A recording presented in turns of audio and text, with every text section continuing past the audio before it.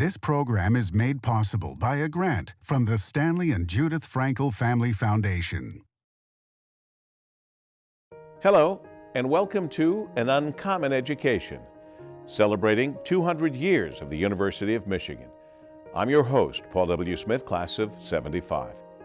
Over 200 years, the University of Michigan has born leaders in every discipline that have shaped our lives in a multitude of ways, but always on a clear path that began in a classroom. From its earliest origins, the University of Michigan has functioned under an idea first put forth by Thomas Jefferson, that a university education should be something everyone has access to, not just a privileged few. Michigan is part of a great tradition of public higher education. Public officials said, we're going to do this with money that comes from the society. We have decided to make this a great priority. When I teach this, I tell my students, I show them a picture of this crop seed painting where there are cows grazing right near the campus, and there are 6 or 7 buildings. It's just so tiny and also so remote. And so my question is, how does this campus, when you see it in 1855, by 1900 become one of the most important universities in the nation? What happens?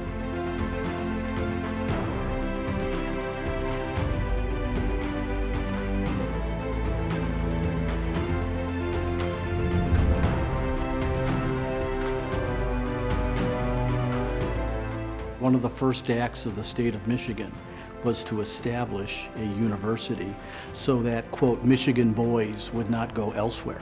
And as someone who went to school here as an undergraduate and medical school, I loved the fact that it was open to all. The idea has always been that we could be first-rate in everything. And that kind of attitude, I think, has permeated the university in a very positive way. In 1787, a man named Thomas Jefferson wrote the following: "Religion, morality, and knowledge being necessary to good government and the happiness of mankind, schools and the means of education shall forever be encouraged." And how important are those words? Well, go on State Street, look above those pillars at Angel Hall. They're engraved in big letters across that mantle of the biggest classroom building in Ann Arbor. That's how important it is, because without those words, U of M does not exist. Without those words, public education in the U.S. does not exist as we know it. The idea is to serve society through education and through research that achieves new levels of understanding. I think Jefferson, brilliant in most every way, had the forethought, and his words are often used, to capture the notion that we can better ourselves through research and teaching. So you've got Augustus Woodward, who was appointed the territorial judge of the Michigan Territory by his friend Thomas Jefferson. You've got Gabriel Richard, who is a French Catholic priest.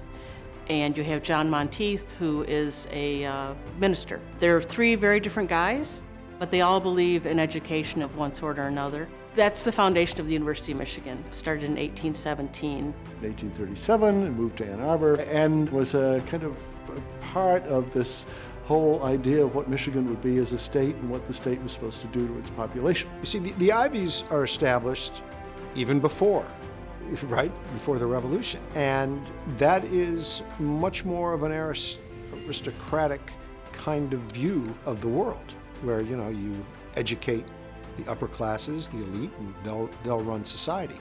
And a democratic society needed democratic institutions, and education is the great equalizer.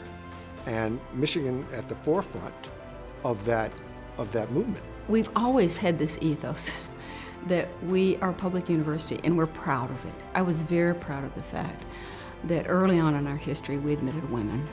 We had no quotas. We admitted people from different racial and ethnic backgrounds.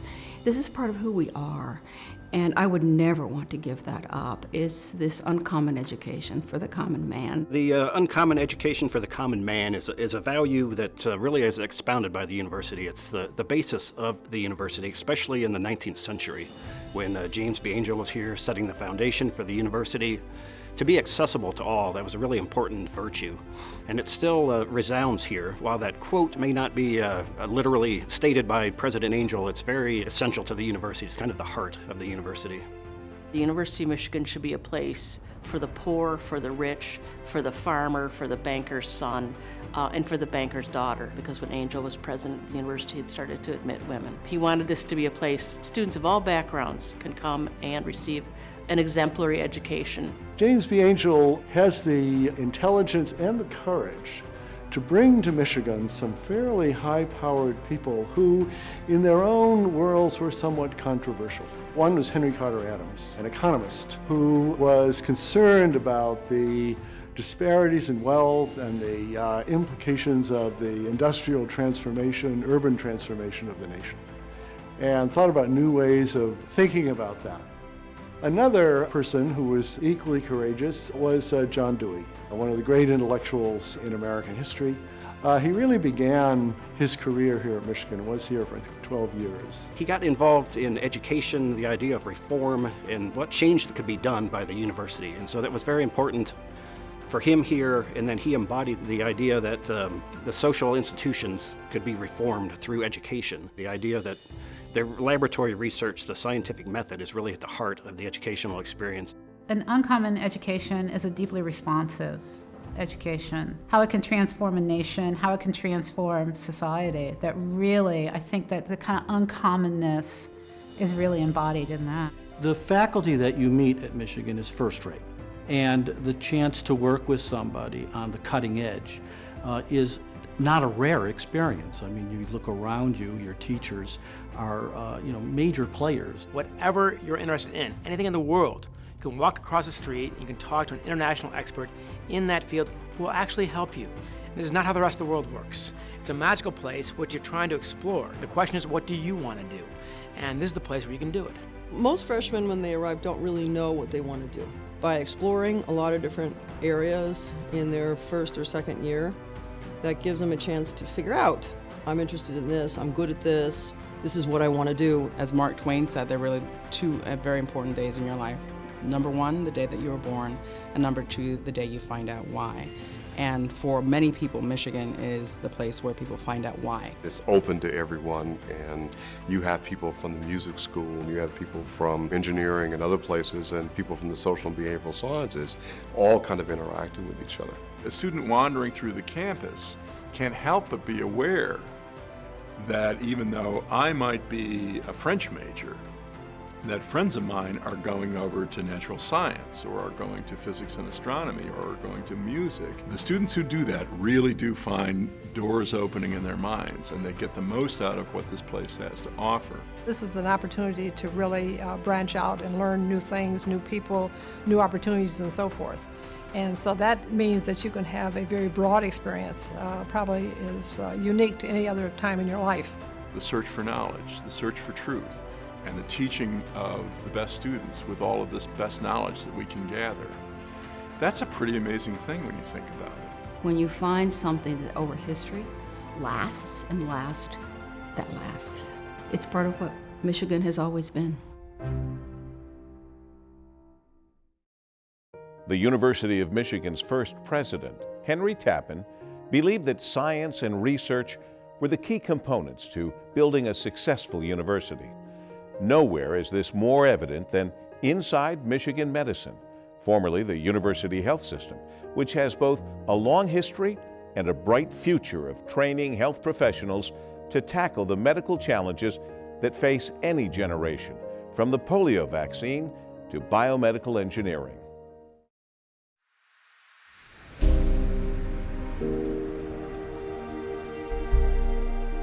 The hospital is a place where personal stories, personal dramas unfold. But those personal issues inform and inspire doctors and scientists to take these problems to the laboratory.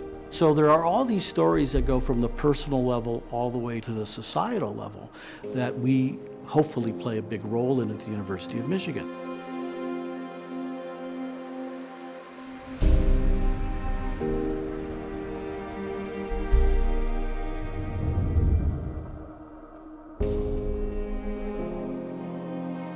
The hospital today and the health system is literally half of the university, a little more than half if you look at our employees and our resources. A lot of people associate themselves with the University of Michigan through athletics, but even more do so through the health system.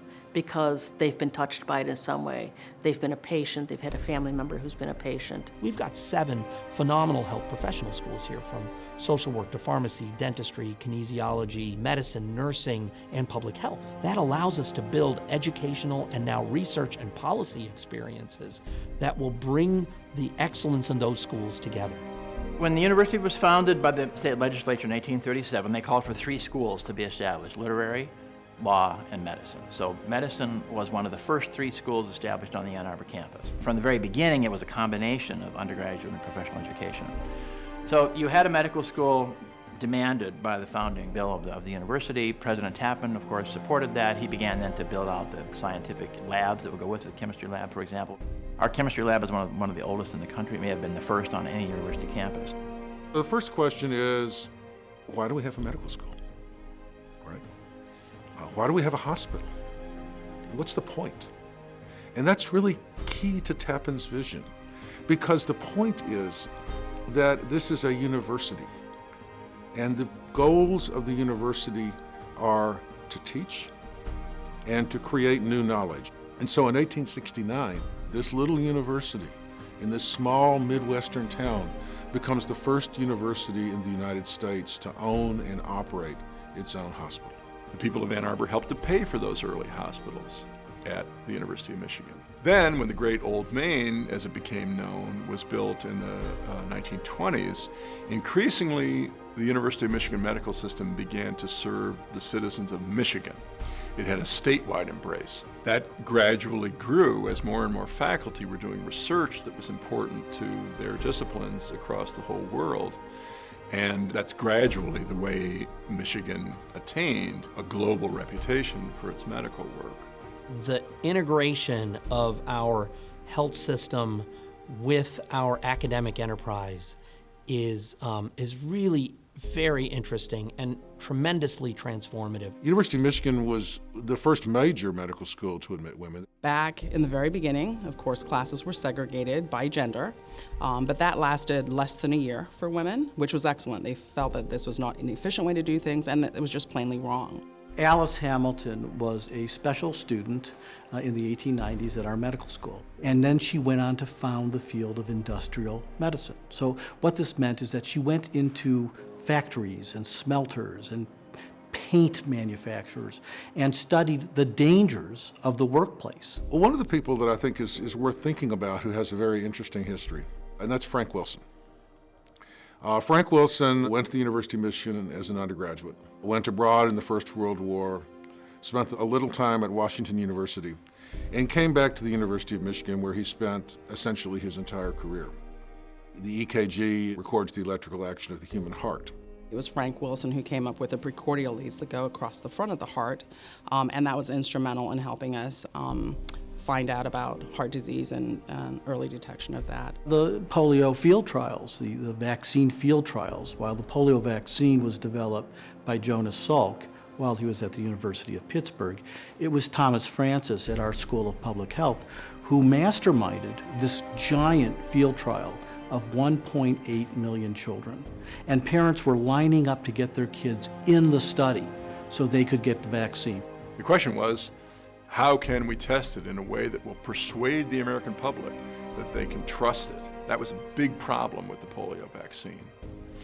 And so Salk, knowing Tommy Francis, Professor Thomas Francis, a great figure in public health at Michigan, said, Francis is our guy. If anybody has the credibility to conduct a really credible public test of this vaccine, it's Francis. Interdisciplinary approach, collaboration, really almost a selfless ethos to the point where nothing ended up really being patented, I don't think, as a result of that. That it was, I think he said, how can you patent the sun? was a Jonas Salk quote. So I think it's correct that would have been an immensely difficult initiative to pull off successfully at other schools. My aunt was one of the last people in America to get polio. They saved her life here. It was the only place in the country that could do it, that had the ability to take somebody in her condition and keep them alive. And she lived well into her 70s. But she would say, it was the University of Michigan hospital that saved my life. So you see what happens when you nurture faculty members who are never going to be known outside their fields, but who develop true expertise. That really is kind of a great testament to the development of knowledge in fields where you don't know exactly what the application is going to be. So where I think the University of Michigan fits into the history of medicine in this country is as a leader in medical education, as a leader in medical science, and also as a leader, I hope, in expanding out the horizons of the students. And think of all the medical students who have been trained in that great medical school. That's really the biggest impact that the whole practice of medicine at Michigan has made, is the training of great doctors. A gentleman who worked with Tommy Francis, John Masab, went on to then create a nasal vaccine, a flu mist, which is the first nasal vaccine to combat the flu. The work that's happening now in biomedical engineering 20, 30 years ago would have been science fiction. I like to tell my students, much of what we teach you is wrong, and we don't know what it is. And this is the value of history, because history helps you to understand as a student that knowledge is going to change, that facts are going to change, that what is true today may not be true tomorrow or next week or next year. And we're going down a winding road, and it's nighttime, and we can't see to the end of that road. So if you ask me to predict where we're going, I don't know. But we're giving you headlights so that you can see where the road is turning. And once you make that turn, you can see the next turn. So this is what we're trying to teach our students to be able to do.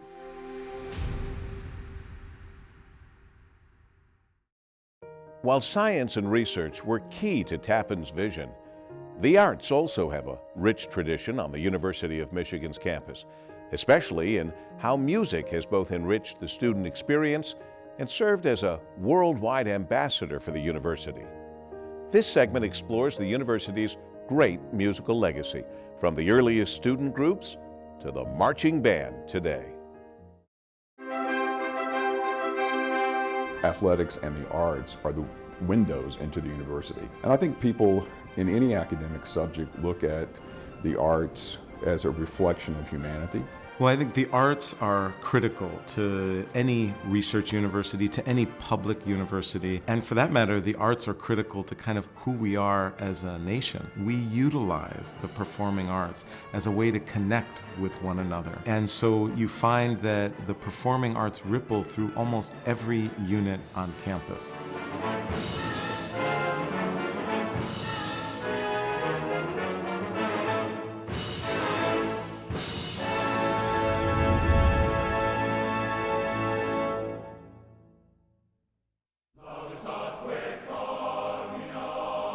The university had no music school when it was founded, and in fact didn't have one until really late. But ironically, under the very first set of faculty, so under Tappan, under Angel, the faculty members and others felt the need to have more art and music on the campus, even though there was not really a well-developed curriculum for either one of those things. So chamber music societies, musical societies, art societies began to be developed by the faculty members. In fact, the founder of the University Musical Society was a classicist on the faculty who was also an acting president when Angel went to China. Henry Fries was a faculty member and interim president for a couple of times. And during that era, he founded the University Musical Society. And he also hired the first professor of music. And what those two actions have done is just exponential. The University Musical Society is known nationally and globally for the acts and the talent they bring to our campus. The School of Music, Theater, and Dance grew out of UMS. I think University of Michigan was one of the first public universities to have the kind of musical society that we now enjoy here, which is really rare. Michigan's got a very strong tradition in music, of course, in a lot of ways, UMS being the biggest one. The School of Music being another gigantic one, of course, top 10 program there with a lot of graduates, but also, it's also the fight song, man. The idea that leaders and best, that resonates through everything Michigan is out to do. You hear the victors, and it takes you back to one of the greatest times in your life, which is being in college. Well, it really goes back to some of the earliest days Charles Gailey, who was a student here and then later a professor, wrote The Yellow and the Blue, was just after he joined the faculty here. Louis Elbel was a student when he wrote The Victors. The band made its first appearance at a football game, kind of an informally organized group in 1897, and it became a regular feature of athletic events. There's stories and actually film and video of the band leading the team and the fans down State Street to Old Regents Field in the 19-teens and 20s. So both as composers, members of the marching band and the other university bands, music's always been a really important part of student life. These kids that, played musical instruments, they're not in the School of Music here, but they want an outlet. And they want an outlet that's going to be fun, it's going to be challenging, it's going to allow them to travel, and that's going to build a kind of camaraderie. For others, it might be the fraternity, it might be the football team, it might be volleyball or something. For them, this is a lifelong fraternity/sorority. For many years, the band program was run by students with some sort of ROTC affiliation. And then, of course, William D. Ravelli came in 1935. And he really took, between 1935 and 1971, he made the band program what it is today in terms of its foundation. There's always some people in the history of an institution who just have made that profound mark, and Ravelli certainly is one of those for us in the performing arts. William Ravelli was much feared and much loved by students. And I think when you look at what students say about him in their reflections, their memoirs about Ravelli, what they say is the extremely high standard that he set. He was an extremely demanding teacher and conductor. He had a strong vision of what excellence was. He had a strong vision for what the quality of the program should and could be, and he had, around these perceived negative perceptions, he had a great love for students. And I think the reason that so many people revere him is not just that he produced a really good product, but that people felt that when they left here, they had experienced something that profoundly changed them. Whether they went on to become teachers or lawyers or social workers or musicians, wasn't it always in the back of their mind, God, what would Ravelli think about this? Was this really my best? He really believed in that.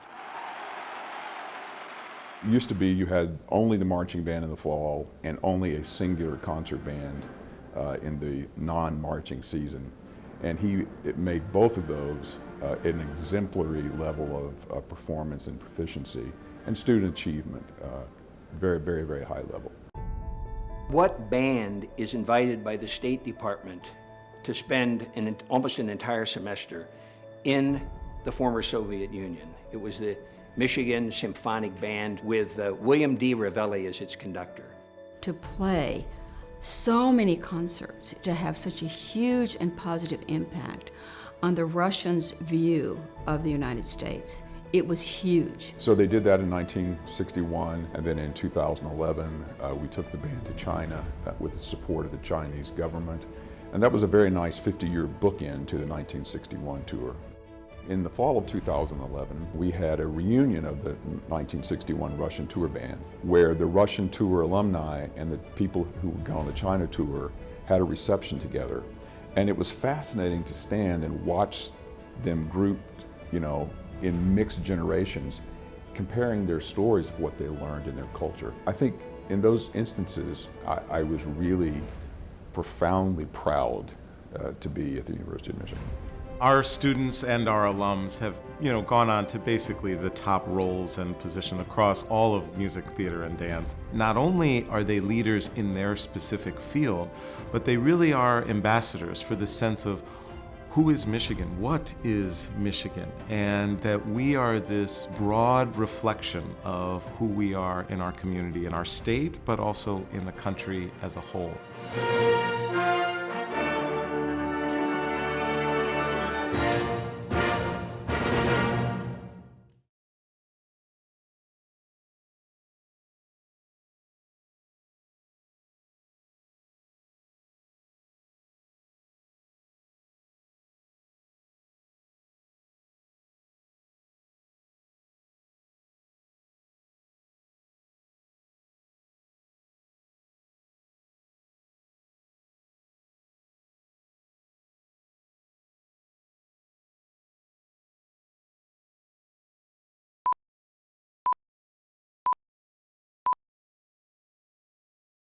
Since its inception, the University of Michigan has gone beyond our borders to establish a global presence. The establishing of the Peace Corps on campus is just one example explored in this segment about how global outreach is a crucial part of any student's higher education. You look across this small space here in Ann Arbor, and you will see within a short distance dozens of people who are tackling the world and its problems in very different ways. And it's the activism that's both local and international. The global really begins in the backyard.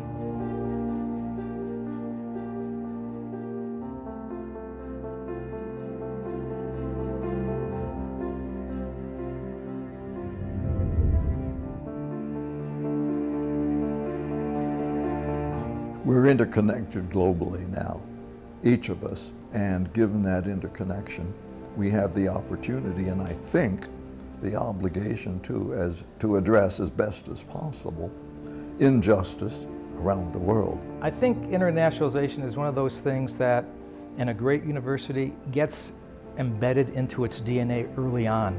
I think Michigan was really lucky to have a president like James B. Angel be president for almost 40 years. James Angel opened this door when he was asked by the President of the United States to become ambassador to China. This was unbelievable. Michigan represents what's best, not only in America, but best in the world, in the challenges that exist outside of our borders of Michigan and the United States. It's been that way for a long time, and inviting others from around the world to share their perspectives. Early on, students at Michigan have understood that, first of all, we have a global reach, that they have a responsibility to be globally active. That's been a feature of Michigan students for a long time, and we see it in big ways like the Peace Corps. For those thousands of students that stood on the steps of the Michigan Union to await Kennedy to show up where he announced the Peace Corps, and the students there who actually had created the idea. I mean, that is one of these synaptic moments where that spark, which is continued throughout and sustained this university, is transmitted. He challenged the students and asked them a question: how many of you are willing to serve this country and sacrifice and give up 2 years or more of your life to work in developing countries and serve them, help them to have a better life? How does public service fit into a public university? That was on the minds of people who were going to join the Peace Corps. And when Kennedy came to campus and talked about the Peace Corps, it really was that kind of a thing. So you've been the beneficiaries of public support. What are you going to do, to sort of pay that back in a way? We have always at Michigan instilled this concept of service to others. Teaching, research, and service, that's in our motto. So if somebody like Raoul Wallenberg came to Michigan from Europe, and then he went back to Europe when he graduated, ended up being a diplomat for the Swedish government, and through that work, working in Budapest during World War II, saved, some would say, 100,000 Jewish people from the Holocaust. And he came here for a reason. His family, he could have gone anywhere. His family wanted him to come to the Midwest and to learn about the Midwest and the United States, and I think that we had something to do with his development as the magnificent humanitarian that he was, and a selfless humanitarian. This guy's first in his class from Michigan's architecture school, and yet he spends his summers hitchhiking through Canada and Mexico to get to know it all better. And then, of course, later on, when he's called to do so by his own conscience, this guy is a wealthy Swedish Christian aristocrat who goes to save 100,000 lives of poor Hungarian Jews.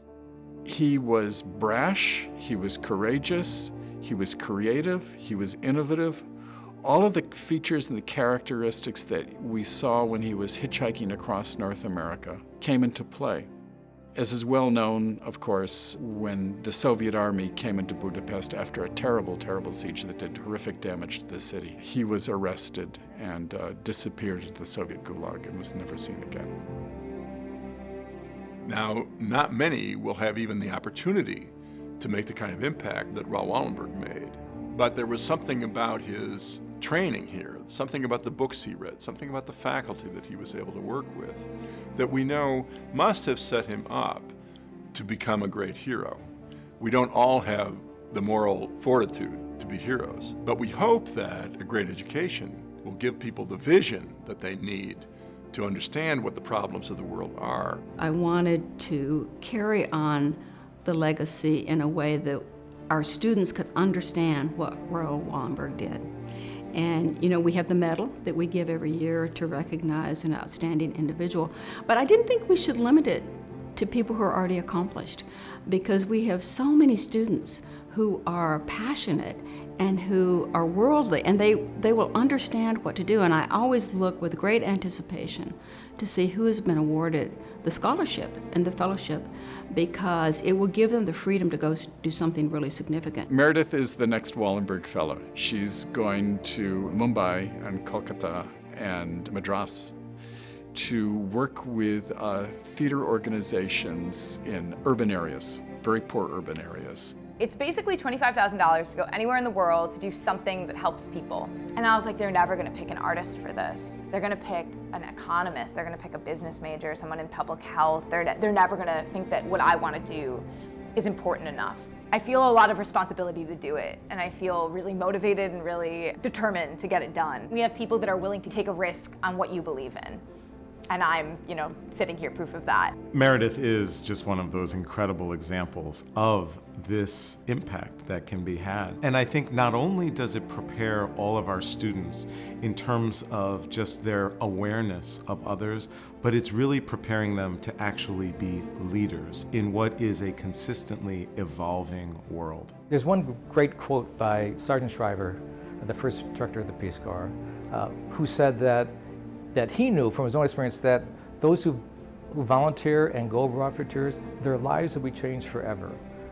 And the second best part of that is that when they return, they will contribute to the reservoir of compassion and understanding in America. There's an expectation, I don't want to say of service, but of making the world a better place, change. I mean, there's a reason that people like Raoul Wallenberg went here. It's part of who we are. There's a reason that Kennedy proposed the Peace Corps here. He could have gone anywhere else and did it. I think he knew this was a place where that idea would take root. What's the point of being a world-class university if you're not going to help change the world?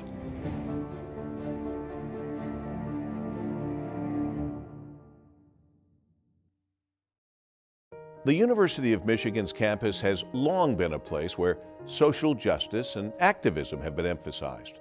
From civil rights and the anti-war movement in the 1950s and 60s to the BAM and LGBTQ movements of the past several decades, University of Michigan students have recognized that part of a university education is the responsibility to speak out about injustice and intolerance.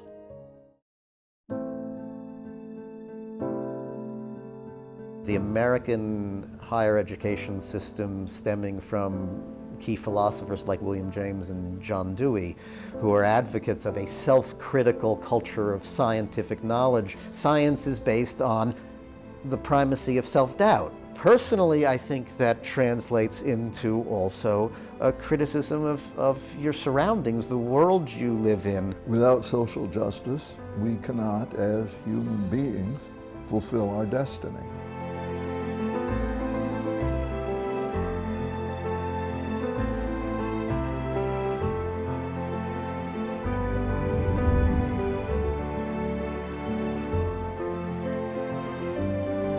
There's a student group for almost any cause you could imagine, and that's a great thing. We have this event in the fall called Festifall, and it's a way to expose incoming students, newer students, to all the student organizations at Michigan. When you take it as a whole, you say, wow, these are our students, and it's amazing. It's this real fabric of the world in this square of the Diag. It really feels like a central space, and this idea at this point that's ingrained for people, activists and advocates, that when we're concerned about something, we'll go here, we'll work from there. If students in a university aren't raising hell, then something's wrong. The purpose of a university is to encourage students to break through walls, to break through doors, to open doors. Some of these protests have been against the university and have forced us to do better and to be more expansive and more inclusive, and that's made this institution much better. Some universities say, oh my gosh, the students are protesting again. I say the students are protesting, what is it that they're bringing forward? A university like ours, it's our duty to be at the forefront of things like equality that matter to the world. If you really are going to say that we want you to be original thinkers, we really want you to explore your own development, we really want you to try new things and so on, it would be hypocritical then to squash certain aspects of that. And I think faculty and administrators at Michigan for a long time have therefore been much more open to self-expression from students. We have always played a role in the open debate and discourse of important ideas or controversies. We were very early as a university to admit women, and we were very early to admit African Americans and Asian Americans and other minority groups. There were big fights over abolitionism in the 1850s. The issues of the Civil War were talked out in Ann Arbor on the campus. And then in the 1950s, there was controversy and discussion over McCarthyism. It's the famous Davis-Markert-Nickerson case that they were protesting the suspension and firing of two of them. These were three individuals that were faculty here at the time of the McCarthy era, had been brought before the House On-American Activities Committee, but refused to testify against any of their fellow faculty or anyone else for that matter. They were brought before their unit committees, before university committees, and Markert was kept here and went on to get his tenure. Both Davis and Nickerson were dismissed. At the time of dismissal, Nickerson was a tenured faculty member. And that introduced this guy, Al Haber, to political activism, which began in a political affairs club, sort of a discussion club, and then in 1960, founding Students for Democratic Society. The Port Huron Statement, the manifesto of Students for Democratic Society, drafted by Tom Hayden, who had been a student here, editor of the Daily, and in fact, the core group of leaders were Ann Arborites, largely graduate students. The Vietnam War was picking up. And of course, that was a major issue for lots of us, and we wanted to study it. We wanted to study Far East policy of the United States. So there were sit-ins and teach-ins here. And it inspired a number of us. And the teach-ins began in 1965, I think. That's early for the anti-war movement. It didn't really pick up in most places until 2-3 years after that. Michigan really did lead the way in the anti-war movement. And one of the things that's really quite remarkable about the teach-in is how it took that essentially confrontational model and turned it into a much more embracing model that reached a much wider spectrum of opinion. In May of 1970 came the first BAM strike, along with the actions at Kent State and gay liberation, along with women's liberation. BAM, the Black Action Movement, right, which starts so dramatically in 1968, really days after the assassination of Martin Luther King. And really kind of, you know, at the passing of this great civil rights leader, start to ask some really serious questions about Black empowerment and inclusion and diversity on this campus. Black activism was born out of the concern of Black students primarily. Try to make changes with the institution. And some of it has to do with regard to the clash of the people and cultural backgrounds. Granted, the university is very interested and has said repeatedly that they want to move to set up this area of study. My question is, can we set up an area of study which is going to be helpful, which is going to be viable to the Black community?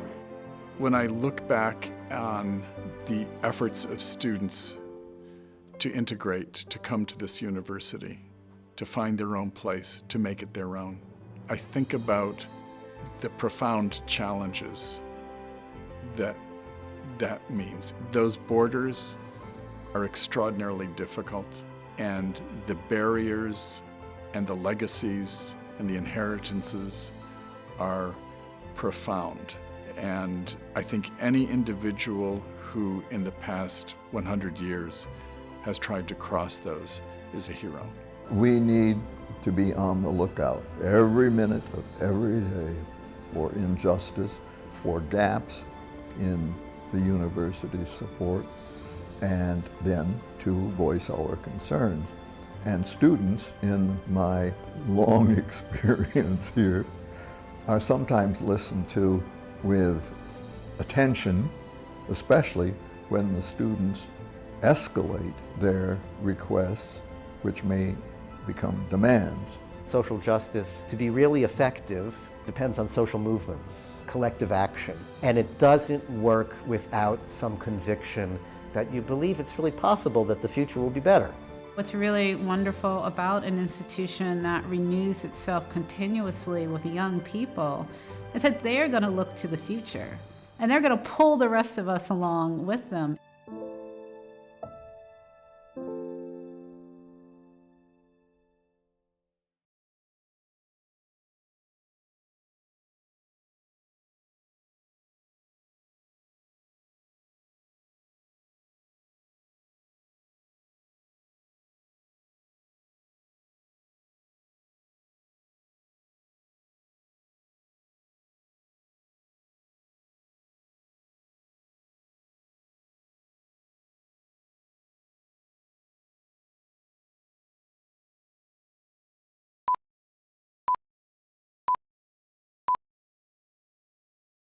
Whether it occurs on an athletic field or in a classroom, a university education is not complete without a great mentor, someone who recognizes potential and provides the tools and encouragement for the next generation to accomplish even greater things. This segment highlights Carol Hutchins, the University of Michigan softball coach and the winningest coach in Michigan history, and how her relationships in the dugout and on the field with her players symbolize a crucial component of the university experience.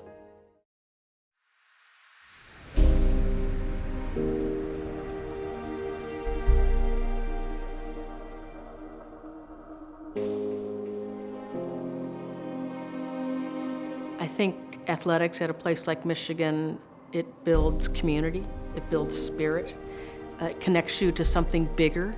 It is a sense of pride.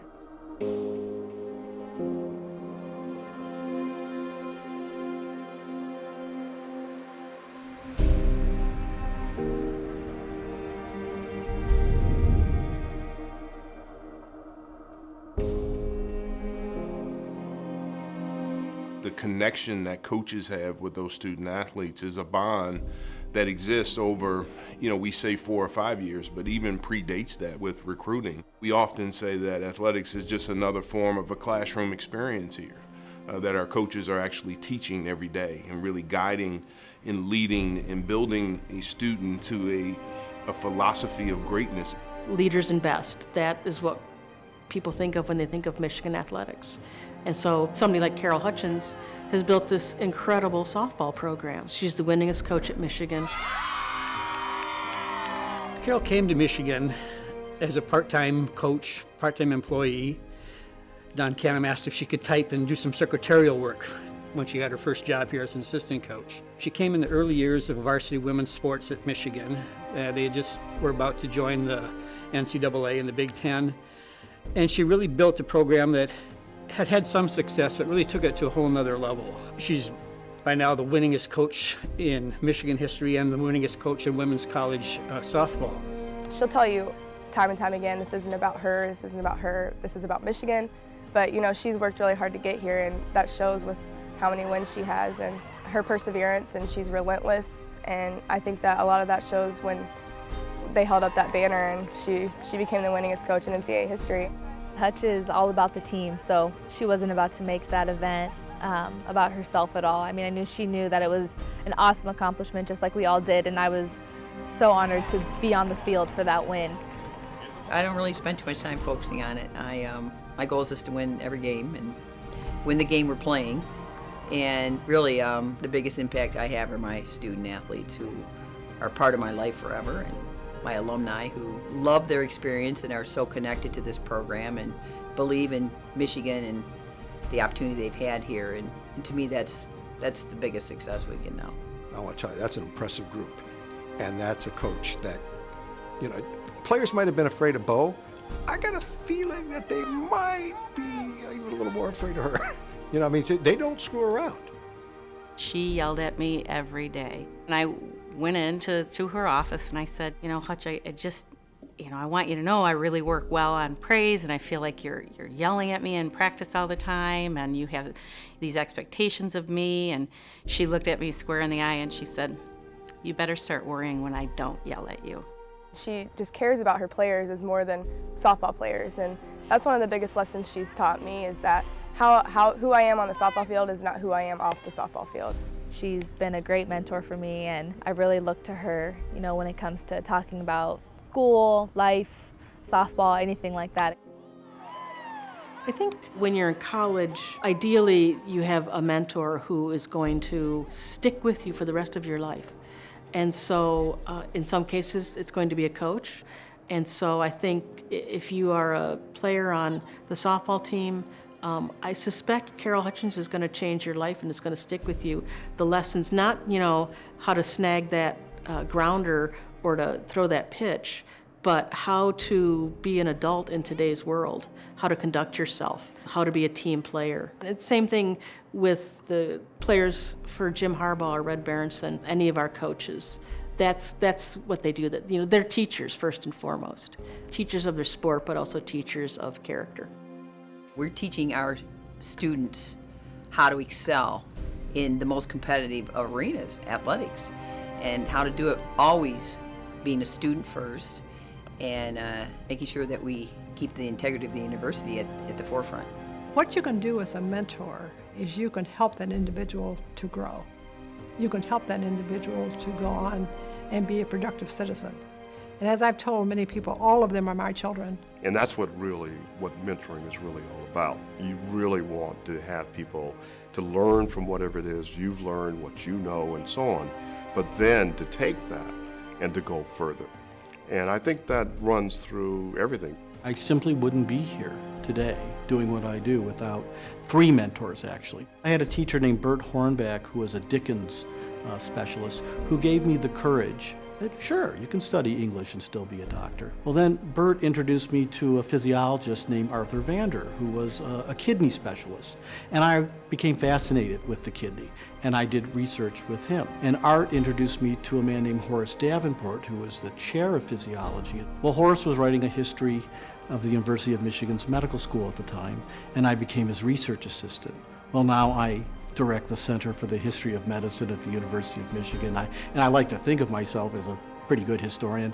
That all happened because of those three men. There are two things and that totally changed my life and changed my career aspirations. And one is Robert Hayden saying to me, did you ever think about being a writer? And the answer was no, but I started thinking about it pretty much from that time on. And then my senior year, my all-time favorite professor, the head of the English department, chair of the English department, Russell Fraser, one of the top Shakespearean scholars in the world, just throwaway line, said if Shakespeare were alive today, he'd be a screenwriter. And thinking, wow. I think if you go back again to Tappan and this whole notion of development, this has been what the model is about, that people can develop, that indeed if they're given the kind of freedom and guidance and so on, that they will develop and do unique kinds of things. And that's something that Hutch says is she wants us to leave here, Michigan women. It means being fearless, I think, in whatever you want to do, whatever direction you're going, do it without questioning it. And take people under your wing if they need that. Don't be afraid to lead people where you're going to if you know it's in the right direction. Well, I think that's my reward. All the former players I have who are part of my life, and they've impacted me, and it's my job and duty to impact them and help them become better people and strong women. But ultimately, they all impact me greatly. When people show up at Bo's memorial service on a cold Tuesday in late November, 20,000 people showed up. Not one did to celebrate Bo's national titles.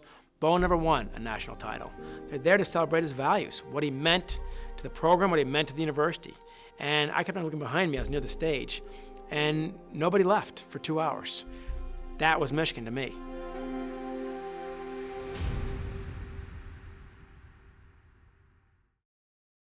Early University of Michigan presidents like Henry Tappan and James B. Angel recognized that a true university should teach its students to not look at where we are now, but where we are going in the future. An innovative spirit has driven the University of Michigan from its earliest days.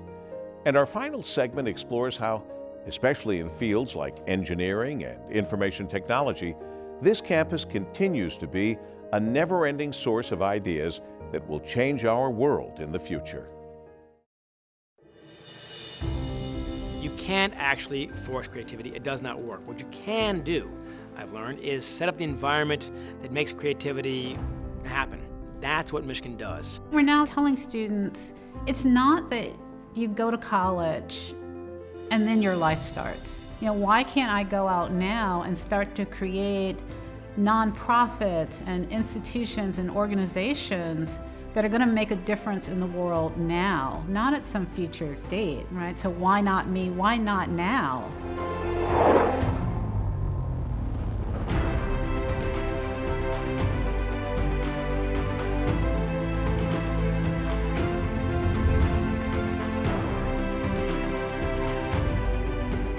Now, when we think about individual students and alums of this place, such as a Larry Page or a Bill Joy or a Tony Fidel, those were really, really creative students when they were here on campus. And so I think the main credit we take there is recruiting those types of individuals into our student body, which just provides an enriching experience for everyone. I came to university not at all knowing what entrepreneurship was. It was not a term I'd ever really heard before. I'm a mechanical engineer, so I was like, I'm gonna go be a mechanical engineer, work in a corporation. And then I ended up starting a company and I learned what entrepreneurship was and what it meant. And the best description of it was actually by a founder here in Ann Arbor, Doug Song, and he described it like a drug. It's an addiction. It's your highest highs, it's your lowest lows. It's the hardest thing you're ever gonna do. And that's true, but it also is something that teaches you how to change the world. Technology and new innovations and advancements have, I think, been part of the fabric of Michigan for decades. If you go back to the 1960s, 70s, and into the early 80s, within engineering and computer science, Michigan had some very notable achievements. The first person ever to get a PhD in something we would now call computer science was John Holland in 1959. So that CS department produced, by 1970 they had produced over 90 PhDs. So they really turned out new thinkers, but coming from this very broad background. The big role for computer science here was this thing called the Merit Network, the Michigan Educational Research and Information Triad. Merit was created to link the computers of the major research universities together. And so Merit was a pioneer in networking computers. So we had conversational computing, computing for all of the students and faculty that was conversational, and then the network that linked all that together. And then when Jim Duderstadt became Dean of Engineering, he put a major focus on research, and a transformation was begun. The early version of the internet, the ARPANET, which was a United States defense system, was created at the University of Michigan. And the internet has changed everything. One of the things that enabled the internet's success was Unix, which was Bill Joy's thing.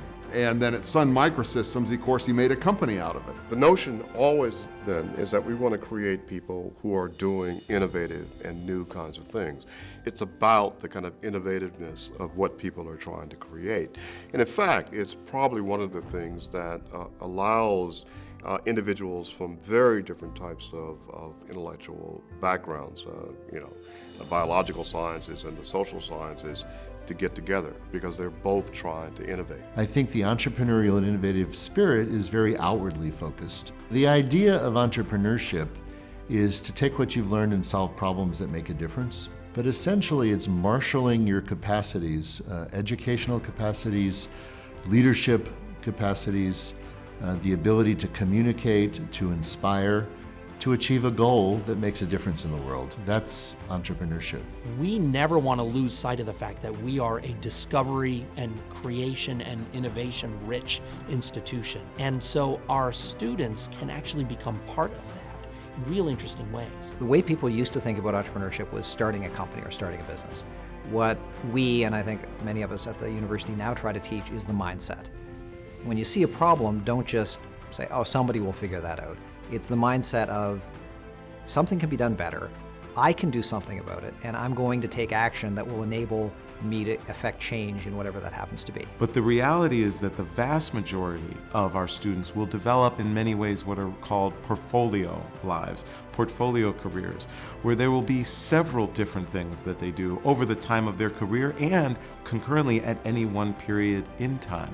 And so as we develop these skill sets, we want them not only to learn through curriculum, but to also have role models and mentors through key leaders in the field that we bring back to interact with them.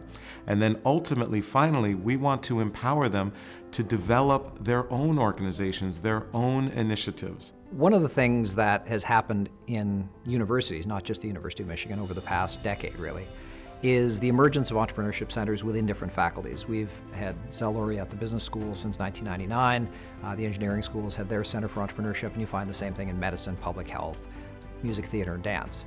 Innovate Blue was really designed to give students a place where they could find their way to these various centers of excellence across the university campus. In my role as Director of Innovate Blue, this campus-wide initiative, I have found it very easy to just reach out across campus and at least start conversations with people. There's more than 15 different centers and programs and institutes related to entrepreneurship, so what we try to do is create opportunities for all of these individuals to get together, learn from each other, and build community. You meet those people who are going to be your co-founders. You meet those people who you're going to spend the next 3-4 years talking to, working with, building a business with. Good ideas will attract resources. And the fact that we can provide a lot of resources within the university infrastructure certainly makes it easier, gives students a bit of a tailwind, if you will, as they leave, as they seek to develop their businesses outside the campus. I think that's also been a big part of our success over time, is that we've been willing to make the investments that you need in the sciences, in the arts, in the music, in the humanities. These are important things that we're doing, and if the ideas are good enough, then we're willing to find the money to do them. You also have, as a result of your time here, a group of relationships that you can depend on to help you as you move forward in your life.